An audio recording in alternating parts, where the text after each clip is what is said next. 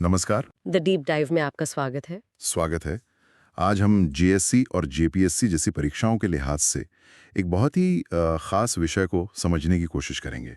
हमारे पास झारखंड की खरवार जनजाति से जुड़े कुछ नोट्स और रिसर्च के हिस्से हैं। जी, और इन दस्तावेजों को देखकर जो पहली बात समझ आती है वो ये कि हम सिर्फ कुछ तथ्यों की लिस्ट नहीं देखने वाले हैं। हम एक ऐसे समुदाय की पहचान को परत दर परत खोलने की कोशिश करेंगे जिनका इतिहास, समाज और शासन व्यवस्था सब आपस में बहुत मजबूती से गुंथे हुए हैं। बिल्कुल। इन नोट्स में कई जगहों पर स्टार का निशान भी लगा है, जी जिससे पता चलता है कि ये सवाल पहले भी परीक्षाओं में आ चुके हैं। हाँ, तो हमारा मकसद सिर्फ इन तथ्यों को रटना नहीं होगा, बल्कि उनके पीछे की कहानी को समझना होगा, ताकि वो क्या कहते हैं आसानी से याद रह जाएं। तो चलिए शुरू करते हैं और देखते हैं कि खरवार जनजाति की इस दुनिया में क्या खास है। चलिए, तो सबसे पहले उनकी पहचान से ही शुरू करते हैं। हाँ। ये झारखंड की 5वीं सबसे बड़ी जनजाति है और इनका मुख्य गढ़ पलामू प्रमंडल है, खासकर गढ़वा जिले में। अच्छा। हालांकि ये हजारीबाग, चतरा, रांची और संथाल परगना में भी मिलते हैं। हाँ, और उनके नाम को लेकर ही एक दिलचस्प थ्योरी है। जी माना जाता है कि खरवार नाम खैरी झार नाम की जगह से आने की वजह से पड़ा।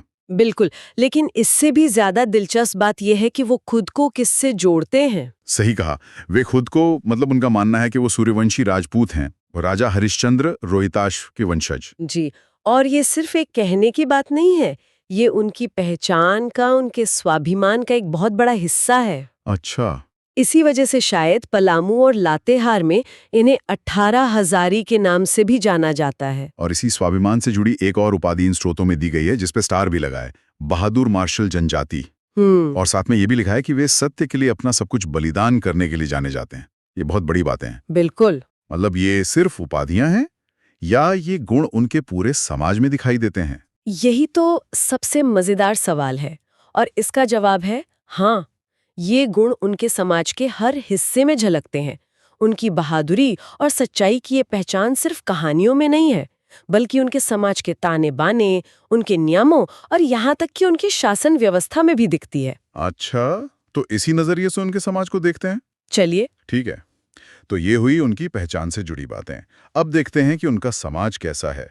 इन नोट्स में डाल्टन और सेंडर जैसे विद्वानों का जिक्र है, जो बताते हैं कि इनकी कई उपजातियां हैं। जी, जैसे भोक्ता, मांझी, राउत, महतो। और सामाजिक ढांचा कैसा था? समाज पितृसत्तात्मक है, यानी वंश पिता के नाम से चलता है और परिवार के मुखिया पुरुष होते हैं। और संपत्ति? संपत्ति का बंटवारा भी बेटों में बराबर होता है। ये एक बहुत ही व्यवस्थित और नियम आधारित समाज की तरफ इशारा करता है। समाज के नियमों की बात आई है तो विवाह से जुड़ी एक जानकारी नोट्स में है, जिस पर स्टार लगा है और जो आज के समय में हमें थोड़ा चौंका सकती है। हाँ, मैं समझ गई आप किसकी बात कर रही हैं। बाल विवाह। बिल्कुल। लिखा है कि बाल विवाह को सबसे श्रेष्ठ विवाह माना जाता था। जी, ये आज के संदर्भ में सुनने में बहुत अजीब लगता है। स्रोतों में इसका कोई खास कारण नहीं बताया गया है, लेकिन अक्सर ऐसी प्रथाओं के पीछे कोई ना कोई सामाजिक या आर्थिक वजह होती थी। जैसे कि परिवार को एक साथ जोड़े रखना या फिर संपत्ति को बाहर जाने से रोकना। लेकिन ये सिर्फ एक पहलू है। हाँ, क्योंकि इसी समाज में पुनर्विवाह की भी प्रथा थी, जिसे सगाई कहा जाता था, और विधवा विवाह भी होता था। अच्छा। इससे पता चलता है कि समाज पूरी तरह से कठोर नहीं था, उसमें जरूरत के हिसाब से लचीलापन भी था। विवाह के तरीके भी कई तरह के थे शायद। जी, जैसे डोला विवाह, जिसमें बारात लड़की के घर जाती थी। ठीक है। और एक था चढ़ा विवाह, जिसमें लड़की को लड़के के घर लाकर विवाह की रस्में होती थी। एक और खास प्रथा का जिक्र है, गोलिट विवाह। ये क्या था? इसमें परिवारों के बीच बहनों का आदान प्रदान होता था, एक तरह का आपसी समझौता था। अच्छा। एक परिवार अपनी बेटी की शादी दूसरे परिवार के लड़के से करता और बदले में उस परिवार की बेटी से अपने लड़के की शादी करवाता। और विवाह से जुड़ी एक शब्दावली है जो परीक्षा के लिए जरूरी हो सकती है, झीमानिया। हाँ, झीमानिया। ये वो धन या उपहार है जो लड़के वाले लड़की वालों को देते हैं, वधू मूल्य। बिल्कुल। ये शब्द सीधे सीधे पूछा जा सकता है। तो ये तो समाज के नियम कानून हो गए, जो काफी हद तक व्यवस्थित लगते हैं। लेकिन एक समाज सिर्फ नियमों पर नहीं, रोटी पर भी चलता है। इनकी रोजमर्रा की जिंदगी कैसी थी? पेट कैसे भरता था इनका? इसका जवाब उनकी आर्थिक व्यवस्था में है, जो काफी हद तक आत्मनिर्भर थी। उनका मुख्य पेशा तो कृषि ही था, जैसा कि ज्यादातर जनजातीय समुदायों का होता है, लेकिन उनका एक खास परंपरागत पेशा भी था जो सीधे सीधे उनके नाम से जुड़ता है। आप खैर के पेड़ से कत्था बनाने की बात कर रहे हैं? बिल्कुल, खैर के पेड़ से कत्था बनाना इनका एक पुश्तैनी काम था। शायद इसी से खरवार नाम की कड़ी भी जुड़ती है। हो सकता है। इसके अलावा ये लोग टोकरी बनाने जैसे छोटे मोटे काम भी करते थे।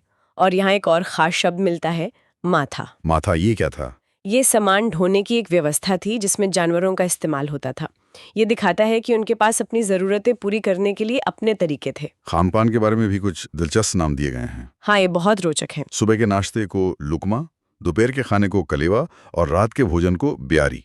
जी, ये छोटी छोटी बातें उनकी संस्कृति की जीवंतता को दिखाती हैं। और यही बात उनके त्योहारों में भी दिखती है। हाँ, वे सरहुल, कर्मा, सोहराई जैसे पारंपरिक जनजातीय त्योहार तो मनाते ही हैं। साथ ही दुर्गा पूजा, दीपावली और रामनवमी जैसे त्योहार भी उनकी संस्कृति का हिस्सा है। सिंग बोंगा हैं, जिन्हें सूर्य का प्रतीक माना जाता है। अच्छा, ये तो झारखंड की कई दूसरी जनजातियों के भी प्रमुख देवता हैं। जी हाँ। और धार्मिक कामकाज के लिए वे पाहन या बैगा की मदद लेते हैं, जो गांव के पुजारी होते हैं। और इन नोट्स में एक शब्द है, माटी। ये कौन होते थे? माटे उस व्यक्ति को कहा जाता था जो जादू टोना या झाड़ फूक का काम करता था। ये उनकी लोक मान्यताओं का एक अहम हिस्सा है। लेकिन मान्यताओं से जुड़ी एक और बहुत ही सुंदर प्रथा का जिक्र इन दस्तावेजों में मिलता है। वो कौन सी? किसी की मृत्यु के बाद उसकी याद में एक पत्थर या लकड़ी का टुकड़ा गाड़ दिया जाता था, जिस पर मरने वाले की एक आकृति बना दी जाती थी। अच्छा। ये सिर्फ एक रस्म नहीं है। सोचिए, ये अपने पुरखों को याद रखने और उन्हें सम्मान देने का कितना जीवंत तरीका है। ये तो सच में बहुत गहरा है। ये उनकी सामाजिक स्मृति को जिंदा रखने का एक माध्यम था। एक समाज जिसकी इतनी मजबूत सामाजिक और धार्मिक मान्यताएं हों, वो अपने आपसी झगड़े और मसले कैसे सुलझाता होगा? यही पर शायद उनकी राजनीतिक व्यवस्था सामने आती है, जो मुझे इन नोट्स में सबसे ज्यादा दिलचस्प लग रही है। और आप बिल्कुल सही हैं। खरवार जनजाति की राजनीतिक संरचना उनकी सबसे बड़ी खासियतों में से एक है। ये उनकी मार्शल और सत्यवादी पहचान का सबसे ठोस सबूत है। कैसे?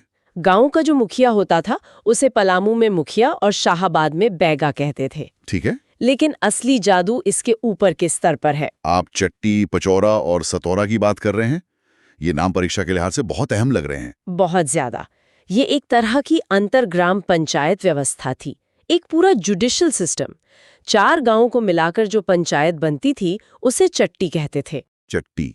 5 गांवों की पंचायत पचौरा कहलाती थी। और 7 गांवों की सतौरा। बिल्कुल। मतलब अगर एक गांव में कोई मसला नहीं सुलझा तो वो चट्टी में जाएगा, वहां में नहीं सुलझा तो शायद पचौरा या सतौरा में। हाँ। ये तो आज के कोर्ट सिस्टम जैसा स्तरित ढांचा है। एकदम। ये उनके संगठित और न्यायप्रिय होने का प्रमाण है। उन्हें ज्यादातर मामलों में किसी बाहरी राजा या अदालत की जरूरत ही नहीं पड़ती होगी। वो अपने विवाद खुद ही सुलझा लेते थे। जी।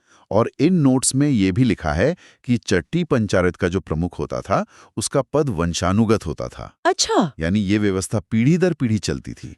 और इसी व्यवस्था से जुड़ा बैगई भूमि का भी जिक्र है। हाँ, जो गांव का बैगा या पुजारी होता था, उसे उसके काम के बदले में कुछ जमीन दी जाती थी, जिसे बैगई भूमि कहते थे। ये दिखाता है कि समाज में हर पद और उसकी जिम्मेदारियों का सम्मान था और उसके लिए एक व्यवस्था बनी हुई थी। तो जब हम इन सारी बातों को एक साथ रखते हैं, उनका खुद को मार्शल कहना, सत्य के लिए जान देने की ख्याति, उनका व्यवस्थित सामाजिक ढांचा, और फिर ये चट्टी पचौरा सतौरा वाली पंचायत व्यवस्था, हाँ, तो एक ही तस्वीर उभर कर आती है। ये सिर्फ एक जनजाति का परिचय नहीं, बल्कि एक आत्मनिर्भर, अनुशासित और स्वाभिमानी समुदाय का खाका है, जिसकी बुनियाद ही न्याय और संगठन पर टिकी थी। बहुत अच्छे से समझाया आपने।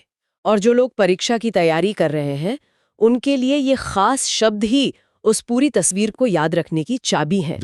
जैसे 18 हजारी उनकी राजपूत पहचान से जुड़ा है, झिमानिया उनके विवाह की आर्थिक व्यवस्था से, लुकमा, कलेवा, ब्यारी उनकी संस्कृति से, हाँ, माटी उनकी लोक मान्यताओं से, और सबसे जरूरी चट्टी पचौरा सतौरा उनकी अद्भुत राजनीतिक व्यवस्था से।